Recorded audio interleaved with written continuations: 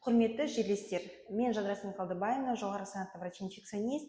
Сіздерге қазіргі актуальды тақырып, яғни жедел ішек инфекциясы жайында ақпарат айтып өткім келеді. Қазіргі таңда осы жұқпалы аурулар бөлімінде көптеп келіп жатырған ол жедел ішек инфекциясымен үлкен кісілерде және балаларда. Оның ішінде көптеген жедел ішек инфекциясын шақырып отқан себептер ол қауын қарбызды жеуден кейін, отравление, яғни улану, одан кейін осы ерте піскен жеміс жидектерді дұрыс жумағанның салдарынан туындап отырған ішек инфекциялары болып отыр.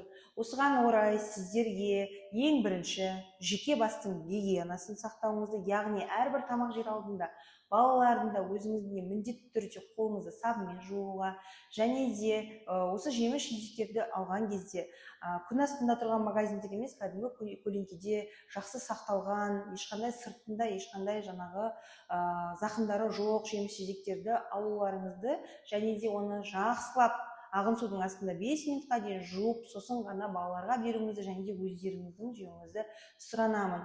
Және де үшінші кезекте бұл әрине қауын қарбыз жеп, осы ерте піскен жидектер мен жемістердің арасында міндетті түрде көбінесе қолданылатын дәрілермен піскен деп айтамыз, нитраттар көп болуы мүмкін.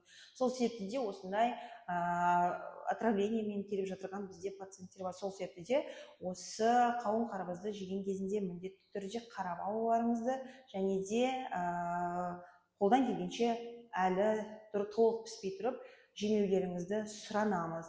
Егер де осындай клиникалық көрініс болған жағдайда, яғни дене қызуының көтерілуі 40-қа дейін болуы мүмкін, тоқтамай құсудың болуы, және де сұйық нәжістің көптеп болуы, кіші дәреттің шықпай қалуы, одан да бөлек әлсіздік жағдайлар болатын болса, ауыр жағдайда әрине жедел жәрдем шақырып, немесе медициналық қызметкерге хабарласып, ем алуларыңызды сұраймыз. Ал егер ауыр жағдай болған кезде міндетті түрде жедел жәрдем шақырып, стационарлық емге жүгінгендеріңізді сұраймыз. Өйткені ішек инфекциясының асқынуы бұл әрине өте ауыр болуы мүмкін, яғни өлімге дейін алып келуі мүмкін. Ондай да жағдайлар өкінішке орай кездескен кездер болды. Сол себепті де құрметті ата-аналар, ауырып